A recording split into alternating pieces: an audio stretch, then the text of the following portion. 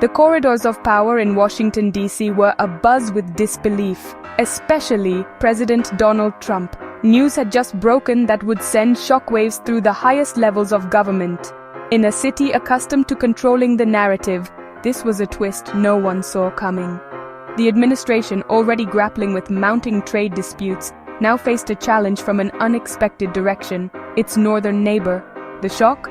British Columbia's plan to impose tolls on American trucks heading to Alaska, a direct response to U.S. trade pressure.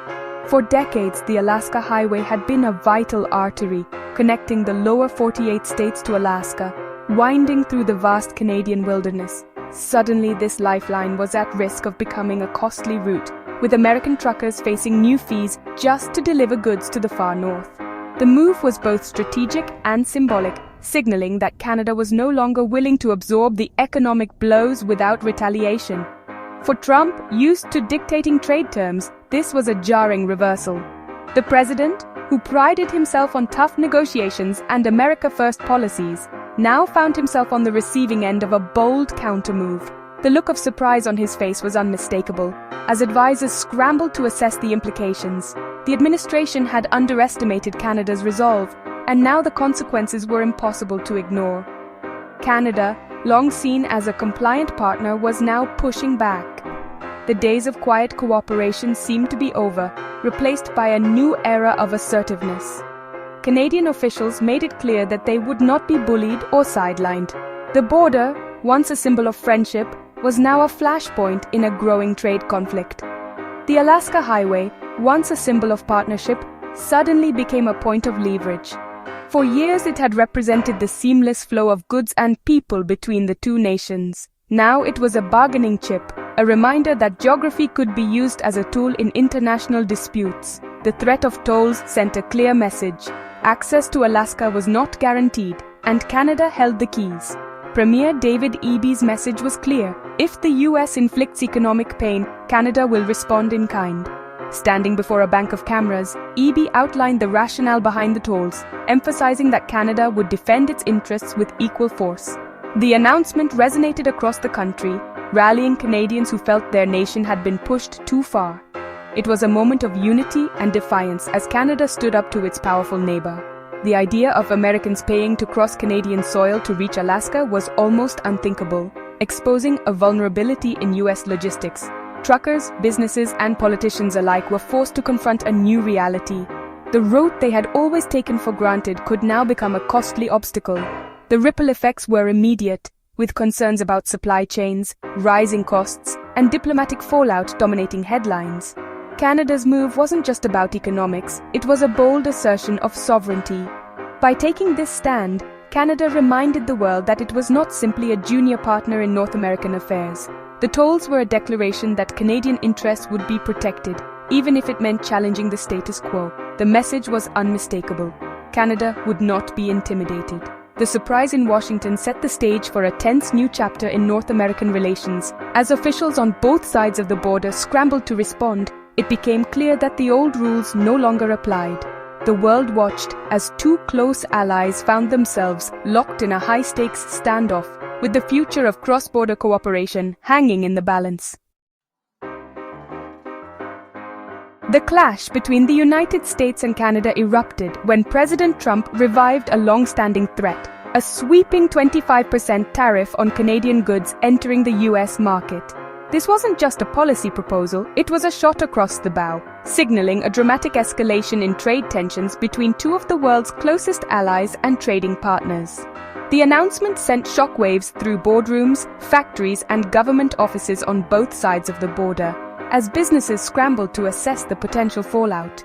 Even though the White House offered a one-month delay before the tariffs would take effect, the damage was immediate and profound. For many Canadians, this was more than a negotiation tactic. It felt like economic warfare, a direct attack on their livelihoods and national pride.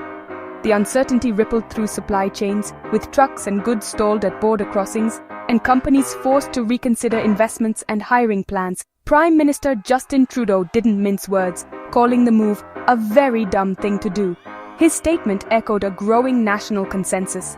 Canadians were fed up with being treated as adversaries rather than partners. Across the country, Politicians, business leaders, and everyday citizens rallied together, united in their frustration and determination to stand up for Canada's interests. The repeated threats and unpredictable policy shifts from Washington created a climate of deep uncertainty. Businesses on both sides of the border faced mounting losses, with factories idled, shipments delayed, and workers left in limbo. The economic pain was real, and it was growing with every new headline. This time, Canada's response was different. Instead of relying solely on diplomatic protests or back-channel negotiations, Canadian leaders presented a unified and robust front. They made it clear that Canada would not be bullied or intimidated and that real consequences would follow if the tariffs were imposed. Trump's tariffs, which were intended to protect American industries and jobs, were widely seen in Canada as protectionist, unfair, and even hostile. The move threatened to unravel decades of carefully built economic cooperation, putting thousands of jobs and billions of dollars in trade at risk. The delay in implementing the tariffs did little to ease tensions. If anything, it only strengthened Canada's resolve to fight back. Across the country, there was a growing sense that enough was enough, and that it was time to take a stand. The result was a strategic shift in Canada's approach, from passive diplomacy to active countermeasures. Among the boldest proposals was the idea of imposing tolls on U.S. vehicles crossing into Canada, a move designed to send a clear message that Canada would defend its interests with equal force. The tariff threat ignited a political and economic firestorm, putting decades of cross-border cooperation at risk and forcing both nations to confront the true cost of a trade war. In the face of mounting pressure, Canada's response was nothing short of remarkable. Swift, coordinated, and resolute. As news of the U.S. measures broke, leaders from every province and territory gathered in Ottawa, determined to present a united front. The halls of Parliament buzzed with activity as officials worked late into the night, crafting a strategy that would send a clear message to Washington and the world. Across the country, Canadians from all walks of life rallied together, showing the world that they wouldn't back down. From city streets to rural highways, the spirit of defiance was unmistakable. British Columbia's proposed tolls on U.S. trucks were just the beginning. The province moved quickly, setting up new checkpoints and toll booths, determined to protect its interests. Ottawa soon followed, announcing a sweeping package of retaliatory tariffs targeting key American exports, everything from agricultural products to manufactured goods. Ontario, a powerhouse of Canadian industry, took bold action as well. The government imposed a 25% surcharge on electricity sold to the U.S., sending shockwaves through cross-border energy markets and making it clear that Canada would leverage its resources. In the north, Yukon halted all purchases from American companies, a move that reverberated through local economies and signaled a willingness to endure hardship for the sake of national pride. The federal government went even further, restricting U.S. access to lucrative government contracts. Canadian businesses were encouraged to seek domestic partners, strengthening internal ties and reducing reliance on American suppliers. Even symbolic gestures carried weight. The decision to ban Trump Jr. from entering Yukon made headlines, capturing the national mood and showing that Canada was willing to draw lines in the sand, no matter how high-profile the target. Premier David Eby captured the sentiment best when he declared, "Trump thinks he can bring us to our knees, but Canadians are standing tall." His words echoed across the country, inspiring crowds and reinforcing a sense of unity. The message was unmistakable. Canada would make any U.S. economic aggression costly, and every new measure was met with determination, not fear. The era of quiet diplomacy was over. In its place stood a new assertive Canada, one that refused to be intimidated or divided.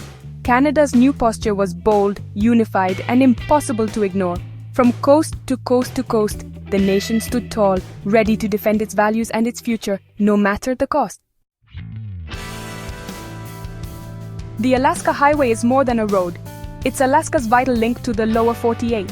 While most cargo arrives by sea, the highway is crucial for high-value, time-sensitive goods. British Columbia's toll proposal struck at Alaska's logistical heart. The Alaska Trucking Association warned of higher costs and disrupted supply chains. Delays or added expenses would hit grocery stores and the oil industry hard. Alaska's reliance on this route exposed its vulnerability, an economic island dependent on a single corridor. The threat of restricted access created deep anxiety across the state. Political leaders on all sides reacted swiftly. Trump, caught off guard, now faced consequences for his trade tactics. Trudeau positioned himself as a defender of Canadian sovereignty, while Premier Eby accused Trump of wanting to annex Canada. Yukon's Premier Pillai called for patriotic resistance. Alaska's Governor Dunleavy urged calm, hoping for a diplomatic solution to avoid his state becoming collateral damage. State Senator Myers, a former trucker, warned of real impacts on Alaskan families and businesses. The Alaska Trucking Association echoed these concerns. Behind the politics, real livelihoods hung in the balance. As political tensions peaked, a massive wildfire in northern British Columbia closed a critical stretch of the Alaska Highway. With no detour, Alaska was cut off, mirroring the political blockade. Trucks with perishable goods were stranded, families stuck, and uncertainty soared. The fire exposed the fragility of Alaska's supply chain, showing how quickly access could vanish. The crisis was no longer hypothetical, it was empty shelves and stranded travelers. The wildfire forced both countries to confront the vulnerability of their infrastructure. Alaskan leaders called for urgent resolution as natural and political threats converged. The smoke-filled skies were a stark warning of what's at stake. For Alaskans, the conflict is personal. Tolls and highway closures mean higher grocery bills and fewer essentials. Every delay or added cost is felt at the dinner table and in local shops. Small businesses struggle with supply disruptions and rising costs. The uncertainty chills investment and growth, deepening economic anxiety. Alaskans feel isolated, their well-being hostage to distant political battles. The crisis exposes just how fragile their connection to the rest of the nation truly is. Political decisions ripple through Alaska's delicate supply chain. Maritime shipping is the backbone, but trucks on the Alaska Highway are vital for speed and flexibility. British Columbia's proposed tolls target this weak spot, raising costs for everyone. Each added fee is passed from trucking companies to distributors, retailers, and finally, consumers. The result, inflation and disruption across the economy. Just-in-time delivery becomes risky, forcing businesses to hold costly inventory or face shortages. For industries like oil, delays can mean millions lost. The conflict shows how deeply North America's economies are intertwined, and how easily they can be disrupted. The US-Canada dispute is a stark reminder this relationship is too important to risk. For over a century, the two nations have built a model of cooperation, prosperity, and shared security. Their economies and people are deeply connected, crossing borders for work, trade, and family. Jeopardizing this alliance for short-term gains threatens stability on both sides. The crisis shows how quickly trust can erode when dialogue is replaced by threats. Both nations lose when retaliation replaces negotiation. The path forward is renewed partnership and respectful dialogue. Preserving the US-Canada alliance must be a top priority for leaders in both countries.